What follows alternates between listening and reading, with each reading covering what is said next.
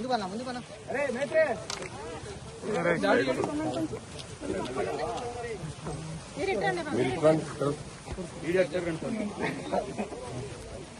కొండ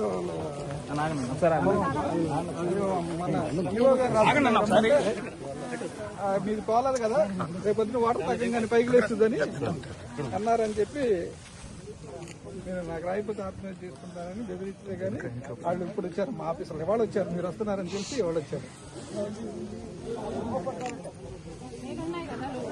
నీళ్ళు ఉన్నాయండి, వాటర్ లోపల ఉన్నాయండి.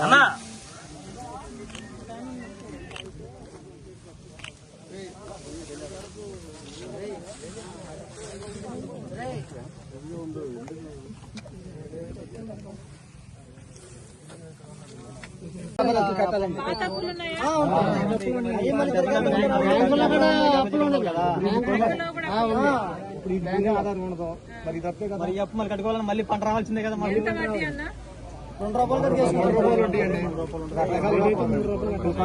కట్టుకోవచ్చు, 3 రూపాయలు 4 రూపాయలు తీసుకునే వాళ్ళు. బెనిఫిట్ ఉండదండి. ఇప్పుడు ఆయన నీళ్ళని అదే ఎన్ని వేల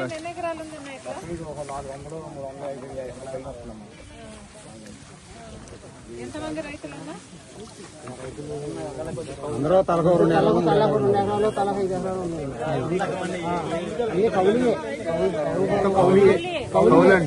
దేవస్థానం భూమిలోనే, దేవస్థానం కానీ కౌలు సొంత పొలాలు ఏమి లేవు, అందరూ కౌలు తీసుకున్నాను.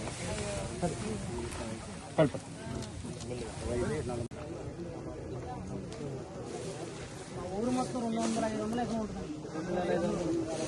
2500 ఎవరికైనా ఇప్పుడు కొంచెం తీసుకెళ్లి రోడ్డు వేసుకుంటే అవకాశం. గవర్నమెంట్ వాళ్ళు వచ్చారా?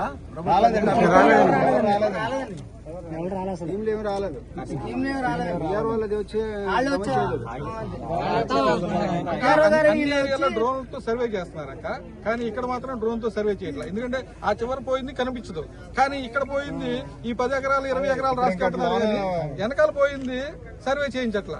అదేమన్నా ఎక్కువ డబ్బులు ఇవ్వాల్సి వస్తుంది అని చెప్పి నామకావాస్తిగా ఇక్కడ మంత్రంగా సర్వే చేసుకెళ్తారు. లోపలికి వెళ్తలేదండి,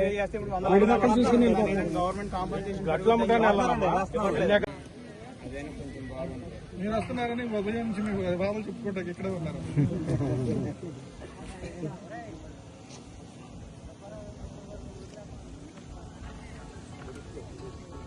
మొత్తం వేరే పంటలు ₹76 పెట్టి మేము పనులకు మేడం గారు ఇక్కడ వ్యవసాయం చేసినా మాకు గిట్టుబాటు అవుతలేదు, కూలోడికి ఎక్కువైపోతుంది, మనకి ఏం మిగులుతలేదు.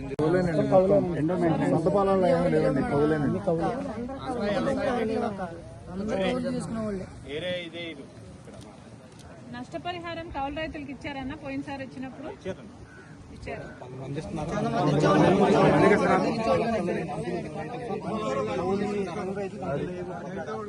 ఇప్పుడు ఏంటంటే వాళ్ళు ఎంత మంది పుచ్చుకుంటున్నారు, ఎవరు మంచి వాళ్ళు ఇంటి ఇస్తున్నారు.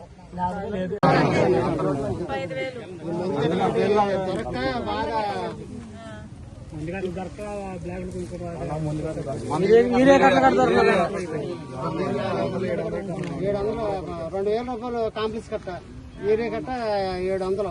అయ్యగారు దొరకలేదండి, ఏరియా కట్టలు కూడా దొరకలేదండి. పొద్దున్న నుంచి సాయంత్రానికి ఇచ్చారు, అది ఒక్కొక్క కట్టించేవాళ్ళండి. అన్న దొరకకుండా కూర్చునేవాళ్ళం.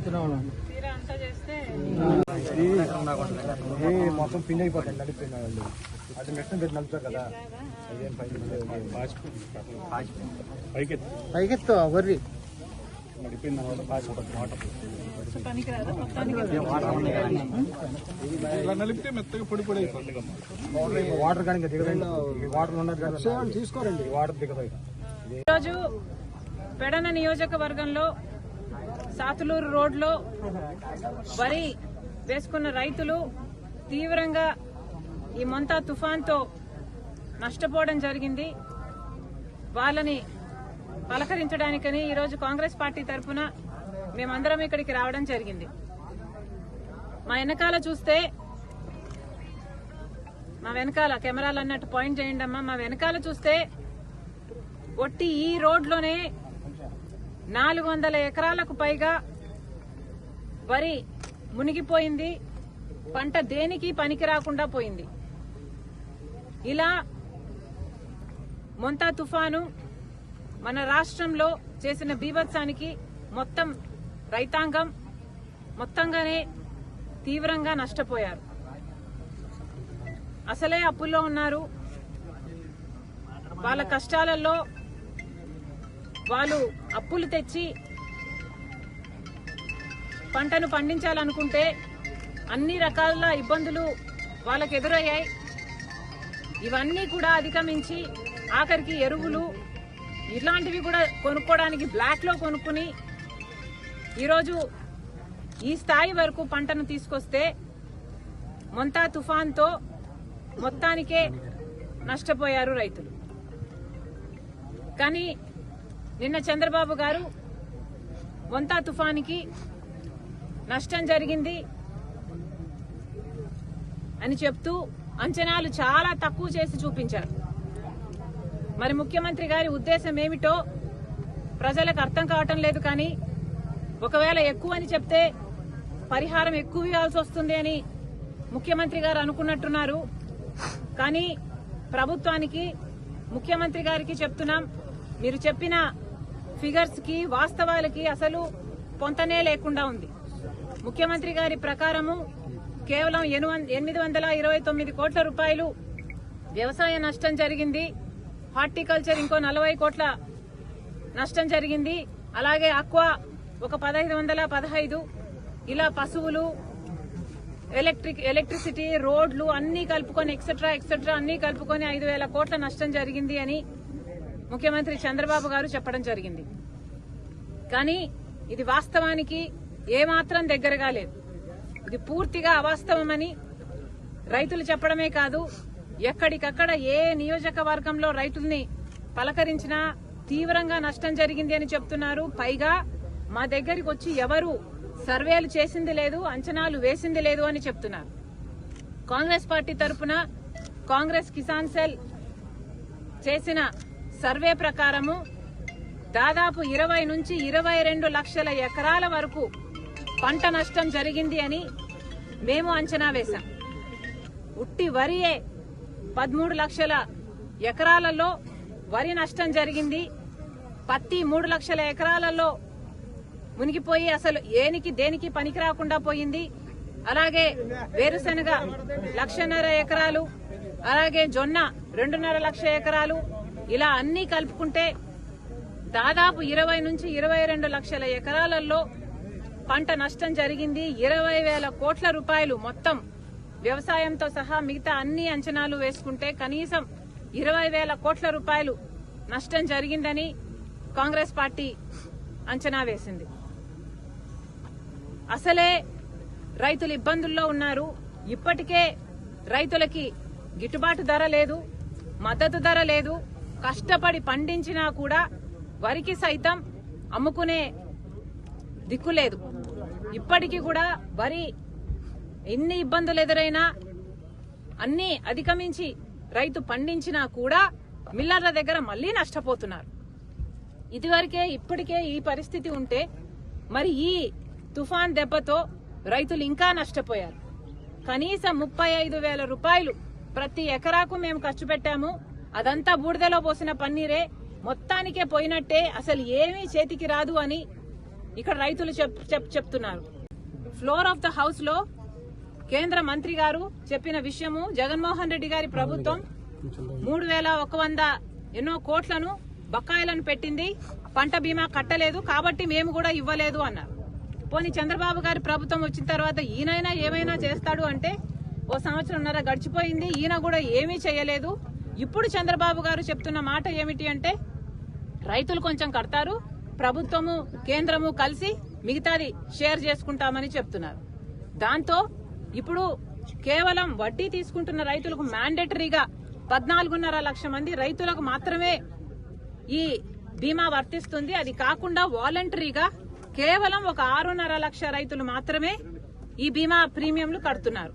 అంటే మన రాష్ట్రంలో 80 లక్షల మంది రైతులుంటే కేవలం 21 లక్ష మంది రైతులు మాత్రమే బీమా కట్టగలిగే స్తోమత ఉంది, మేము కడతాము అని కడుతున్నారు. అంటే 60 లక్షల రైతులు కట్టడమే లేదు. ఎందుకంటే ఇప్పటికే అప్పుల పాలైపోయాం, మళ్ళీ బీమాకు కట్టాలంటే మాకు డబ్బులు లేవని వాళ్ళు కట్టడం లేదు. దాంతో ఇలాంటి దెబ్బలు తగులితే పూర్తిగా నష్టపోతున్నారు. పోనీ ప్రభుత్వం ఏదైనా ఆదుకుంటుంది అంటే ఒక్కొక్క ఎకరాకు కనీసం 35,000 రూపాయలు నష్టం జరిగితే కనీసం 25,000 రూపాయలైనా నష్టపరిహారం ఎప్పుడైనా ఇచ్చారా? పోయినసారి కూడా ఇచ్చింది చంద్రబాబు గారు కేవలం 5,000 6,000 రూపాయలు. మరి ఇలా అయితే అసలు రైతులు ఎలా బ్రతకాలి? కాంగ్రెస్ పార్టీ చాలా తీవ్రంగా డిమాండ్ చేస్తుంది.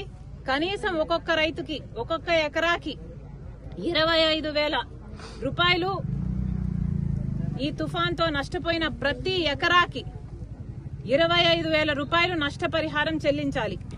అంతేకాదు చంద్రబాబు గారు పూర్తిగా మళ్లీ సర్వే చేపించాలి. ఎన్ని ఎకరాలు నష్టపోయింది అని వాస్తవానికి దగ్గరగా ఉండే అంచనాలు వేయాలి.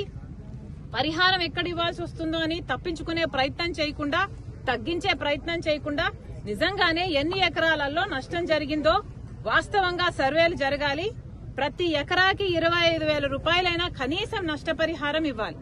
మోడీ గారిని కూడా డిమాండ్ చేస్తున్నాం. ఇది నేషనల్ డిజాస్టర్ గా దీన్ని పరిగణలోకి తీసుకోవాలి. ఈ రాష్ట్రానికి కావాల్సిన నిధులైతేనేమి, ఆదుకోవడం అయితేనేమి మోడీ గారు శ్రద్ధ చూపాలని డిమాండ్ చేస్తున్నాం. Thank you. బీమా లేకపోతే రైతులు కట్టుకునే పరిస్థితి లేదు. రైతులు కట్టాల్సిన వాటా కూడా ప్రభుత్వమే కట్టాలి అని డిమాండ్ చేస్తున్నాం. 80 లక్షల మంది రైతులుంటే కేవలం 20 లక్షల మంది మాత్రమే, అది కూడా 14.5 lakhs మ్యాండేటరీగా రుణాలున్నాయి కాబట్టి కడుతున్నారు. మ్యాండేటరీగా కట్టడం కాకుండా వాలంటరీగా కట్టే రైతులు కేవలం 6 లక్షల మంది మాత్రమే. అంటే 80 లక్షల మంది రైతులుంటే వాలంటరీగా కట్టే రైతులు 6 లక్షల మంది, కనీసం 10% కూడా కట్టడం లేదు. ఎందుకంటే వాళ్ళకు స్తోమత లేదు కాబట్టి. రైతులు నిజంగానే కట్టే పరిస్థితి లేదు.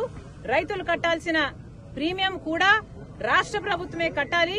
ఈ బీమాని పేడ్ ప్రీమియం కాకుండా ఉచిత బీమాగా రాష్ట్ర కేంద్ర ప్రభుత్వాలు దీన్ని తయారు చేయాలని చంద్రబాబు గారు దీని మీద నిజంగానే దృష్టి పెట్టి 80 లక్షల మంది రైతులందరికీ కూడా ఉచిత బీమా వర్తింప చేయాలని కాంగ్రెస్ పార్టీ డిమాండ్ చేస్తోంది. ఈ పెడన్ నియోజకవర్గంలో అక్వాకల్చర్ కూడా ఒకటి బాగా ఎక్కువ చేస్తున్నారు. అంటే ఇక్కడ వచ్చేసి 30,000. ప్రజలందరూ వేచి చూస్తున్నారు. మోడీ గారు మన రాష్ట్రానికి వస్తున్నారు, చక్కగా మాట్లాడుతున్నారు, పోతున్నారు. కానీ ప్రత్యేక హోదా 10 సంవత్సరాలుగా ఎందుకు ఇవ్వటం లేదు అని మాట్లాడటం లేదు. అమరావతికి మాకు నిధులు కావాలి అంటే అప్పులు ఎందుకు ఇస్తున్నారో మాట్లాడటం లేదు. విశాఖ స్టీల్ ప్రైవేటీకరణ చేయబోము అని మనకు హామీ ఇచ్చి వెళ్లటం లేదు. పోలవరం ప్రాజెక్టు 45 మీటర్లలో R&R ప్యాకేజీలు అందరికీ ఇస్తాము అన్న హామీ ఇవ్వటం లేదు. ఇలా మనకు రావాల్సిన విభజన హామీలలో ఏ ఒక్క దాని గురించి మాట్లాడకుండా చక్కగా మోడీ గారు వస్తున్నారు. ఆయన పార్టీకైనా ఏది చెప్పాలనుకుంటున్నారో అది చెప్పి వెళ్లిపోతున్నారు. దాంతో చంద్రబాబు గారైనా పవన్ కళ్యాణ్ గారైనా ఎందుకు మురిసిపోతున్నారో మరి మురిసిపోతున్నారు. ఆయన యుగ పురుషుడు, యూనివర్స్ పురుషుడు అన్నట్టుగా ఎత్తేస్తున్నారు. మరి ఇది ఎక్కడి న్యాయం అని అడుగుతున్నాం. మనకు కావాల్సిందేమిటి? ఆంధ్ర రాష్ట్రం కేంద్రానికి చేస్తున్నదేమిటి? ఈ రోజు కేంద్రంలో బీజేపీ ప్రభుత్వం అధికారంలో ఉంది అంటే దానికి కారణం ఇక్కడ ఆంధ్ర రాష్ట్రంలో ప్రజలు వేసిన ఓట్లకి చంద్రబాబు గారు, పవన్ కళ్యాణ్ గారు ఇస్తున్న మద్దతు. అంటే ఈ రోజు బీజేపీ నిలబడి ఉంది అంటే దానికి కారణం ఆంధ్ర రాష్ట్ర ప్రజలు. ఆంధ్ర రాష్ట్ర ప్రజలు వేసిన ఓట్లతో, ఈ బలంతో, ఈ ఎంపీలతో అక్కడ కేంద్రంలో బీజేపీ అధికారంలో ఉంది. కానీ మన అవసరాలు ఎప్పుడూ కనిపించలేదు బీజేపీ పార్టీకి, మోడీకి. ఆంధ్ర రాష్ట్రం ఎప్పుడైనా కనిపించింది అంటే ఎన్ని ఓట్లు వస్తున్నాయి, ఎన్ని సీట్లు వస్తున్నాయి, మాకెంత బలం ఇస్తున్నారు. గత ప్రభుత్వమైనా అంతే, ఈ ప్రభుత్వమైనా అంతే. మాకేం వస్తుంది అని చూసుకుంటున్నారు తప్పితే మనం ఏం చేస్తున్నాం ఆంధ్ర రాష్ట్ర ప్రజలకు అని ఇప్పటి వరకు మోడీ గారు ఒక్కసారి కూడా ఆలోచన చేసింది లేదు. మరి ఇక్కడ ప్రజలు ఎలా బతకాలి? అసలు ఈ రైతుల పరిస్థితి ఏమిటో చంద్రబాబు గారు సమాధానం చెప్పాలి. కనీసం ఇది వరకు పంట బీమా అయినా ఉండేది.